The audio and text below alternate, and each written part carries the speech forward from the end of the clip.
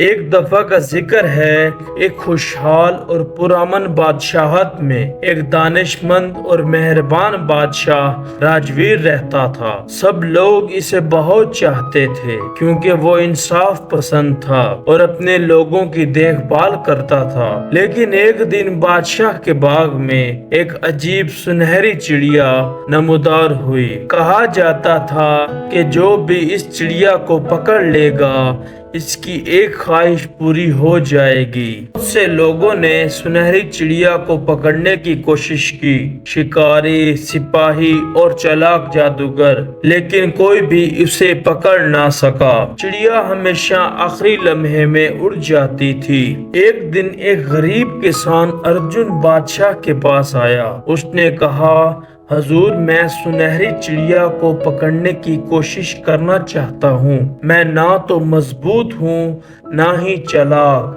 لیکن میں ہار نہیں مانوں گا۔ بادشاہ کو ارجن کی ایمانداری پسند آئی۔ اس نے ارجن کو موقع دیا۔ ارجن نے جلدی نہیں کی۔ اس نے چڑیا کو دیکھا، اس کی عادتیں سیکھیں اور اسے دانا بھی کھلایا۔ وہ نرم گیت گاتا تاکہ چڑیا محفوظ محسوس کرے۔ ہفتے گزر گئے اور لوگ ارجن پر ہنسنے لگے۔ انہوں نے کہا، تم اپنا وقت ضائع کر رہے ہو۔ سب سے طاقتور بھی اسے نہیں پکڑ سکے۔ تم کیا کر سکتے ہو؟ لیکن ارجن نے ان کی بات نہیں سنی۔ وہ صبر اور مہربانی سے کام لیتا رہا۔ ایک صبح سنہری چڑیا اڑ کر ارجن کے کندھے پر آ بیٹھی۔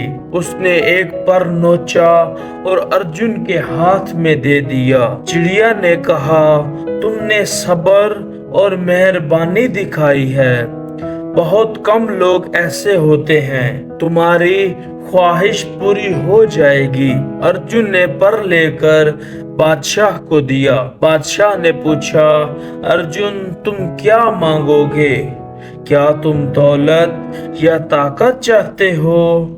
ارجن مسکرایا اور بولا، میں چاہتا ہوں کہ ہماری بادشاہت ہمیشہ صبر، مہربانی اور محنت کو لالچ اور چالاکی پر ترجیح دے۔ بادشاہ ارجن کی خواہش سے بہت خوش ہوا۔ اس دن کے بعد بادشاہت نہ صرف دولت میں بلکہ خوشی اور اتحاد بھی ترقی کر گئی۔ سنہری چڑیا صبر اور محنت کی علامت بن گئی۔ کامیابی ان لوگوں کو ملتی ہے جو صبر کرتے ہیں، مہربان ہوتے ہیں اور کبھی ہار نہیں مانتے۔